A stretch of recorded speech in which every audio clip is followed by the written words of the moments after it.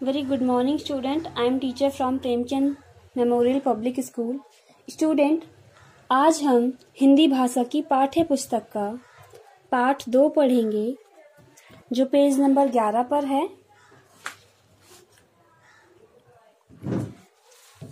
पाठ 2, नन्हा जादूगर.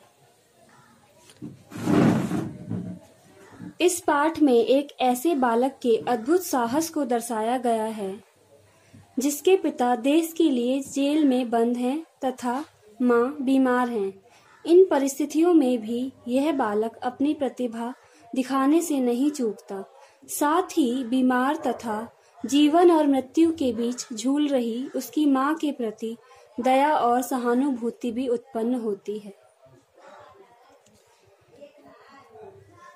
कार्निवाल के मैदान में बिजली जगमगा रही थी. हंसी और विनोद की आवाजें गूंज रही थीं. मैं खड़ा था उस छोटे फुहारे के पास जहां एक लड़का चुपचाप शरबत पीने वालों को देख रहा था.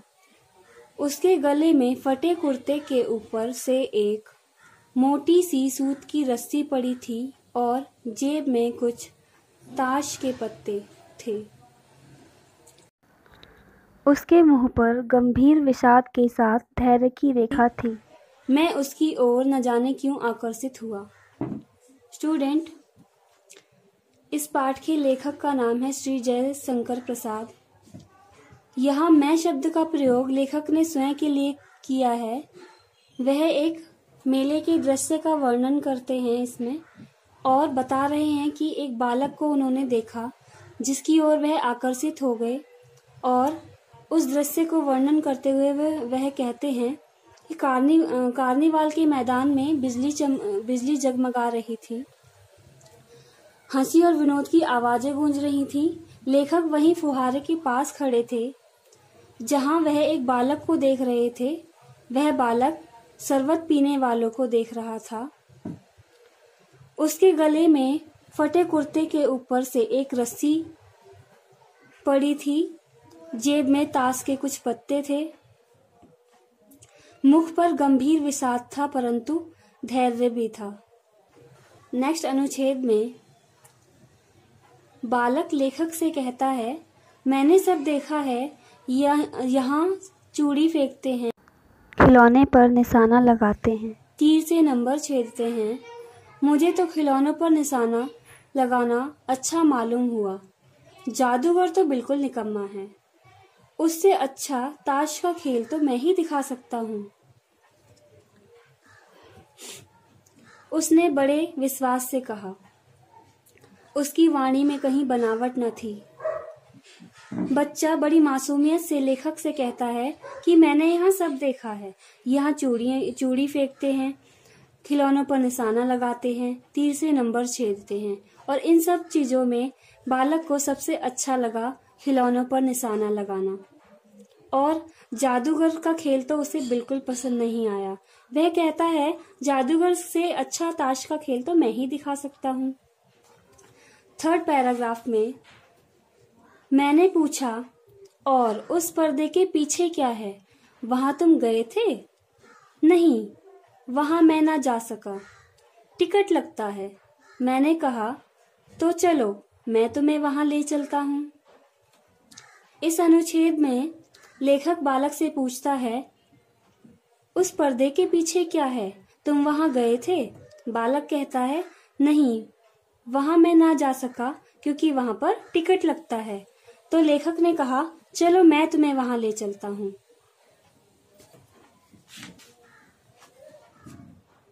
उसने कहा, वहां जाकर क्या कीजिएगा? चलिए निशाना लगाया जाए. बालक ने कहा कि हम वहां जाकर क्या करेंगे?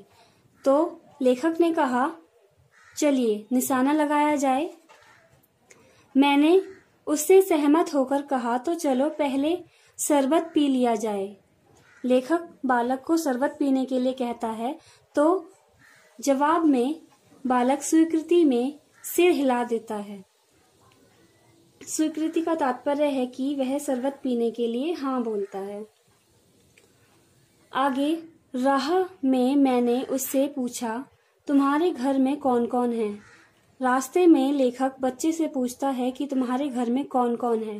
जवाब में बच्चा कहता है, माँ और बाबूजी। बाबूजी देश की खातिर जेल में हैं और माँ बीमार हैं। लोगों को तमाशा दिखाकर मैं माँ की सेवा करता हूँ और अपना पेट भी भरता हूँ। वह पक्का निशानेबाज था। खेल खेलते समय उसकी कोई गेंद खाली नहीं गई। देखने वाले दंग रह गए। लेखक अपने मन में यह सोचता है कि बालक कितना पक्का निशानेबाज है, उसकी कोई गेंद खाली नहीं गई। यह सब देखकर वहां सभी लोग दंग रह गए। उसने 12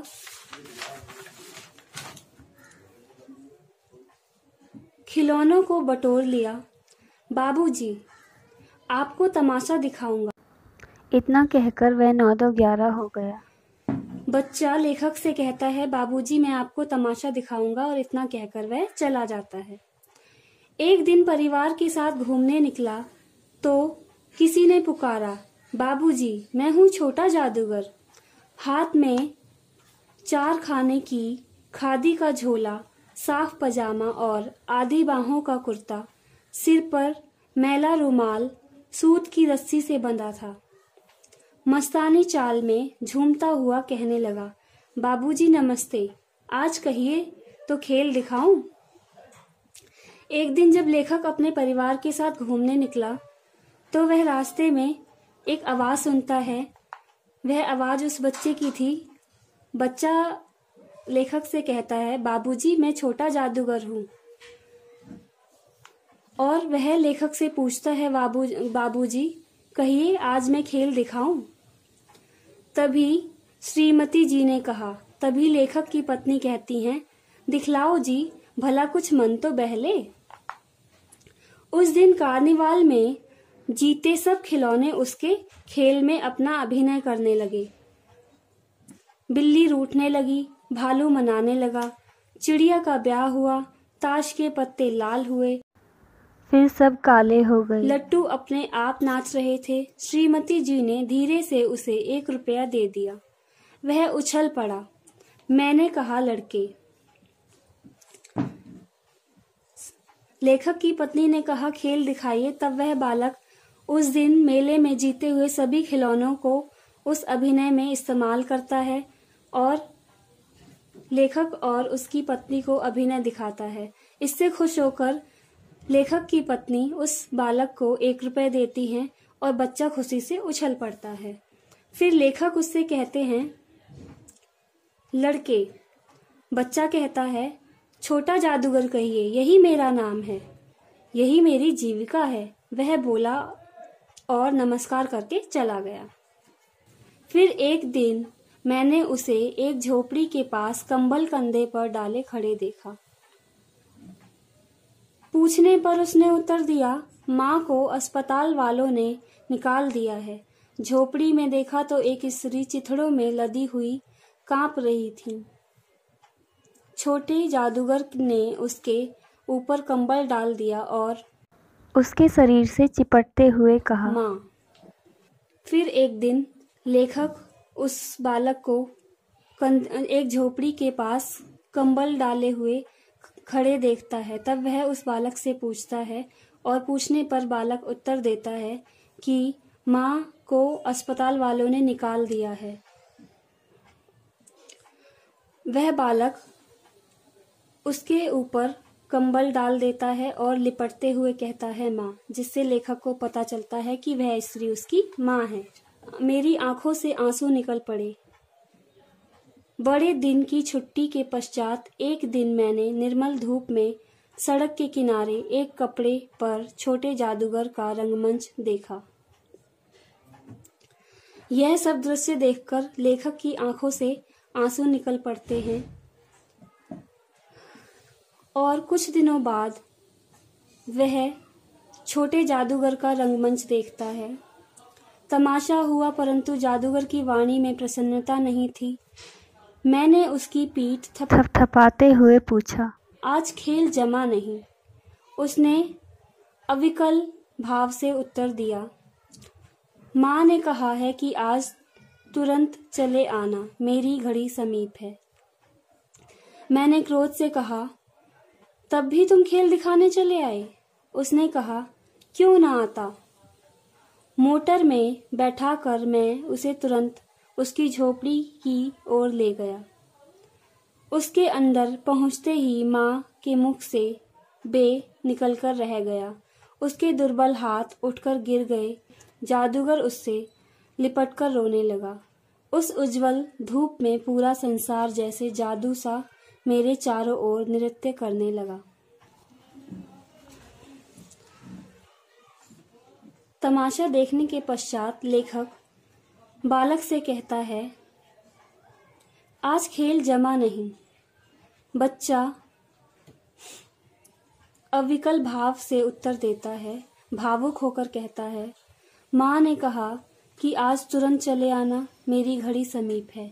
तो यह सुनकर लेखक गुस्से में कहता है, फिर भी तुम चले आए? वह जादूगर बच्चा कहता है, क्यों ना आता। फिर यह सुनकर लेखक उस बच्चे को लेकर तुरंत उसकी झोपड़ी के ओर गया और घर में पहुंचते ही वह बच्चा अपनी माँ से लिपट जाता है। और यह सब देखकर लेखक को चारों ओर जादू सा नजर आता है। स्टूडेंट, यह पाठ समाप्त हो गया है। अब इस पाठ में कुछ कठिन शब्द आप मेरे साथ रेखांकित करेंगे और उन शब्दों को अपनी उत्तर पुस्तिका में लिखेंगे। पहला है जगमगा, दूसरा आकर्षित, तीसरा निकम्मा, चौथा शब्द है विश्वास, पांचवा शब्द है निशाना, छठा शब्द स्वीकृति, सातवां खातिर, आठवां शब्द तमाशा, नौवां शब्द दंग। नेक्स्ट पेज पर आएंगे अब।